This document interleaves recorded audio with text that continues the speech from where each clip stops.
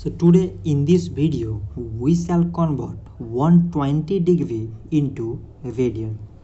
So in a straight line or in a semicircle, the sum of angles is 180 degree and it is equal to pi radian.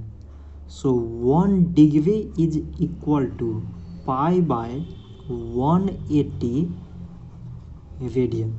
So in the same way, 120 degree is equal to 120 into pi by 180 radian. So now we cancel the numbers. So 0 cancel. 6 times 2 mean 12. 6 times 3 mean 18. So it is equal to 2 pi by 3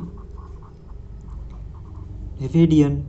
So 120 degree is equal to 2 pi by 3 radian.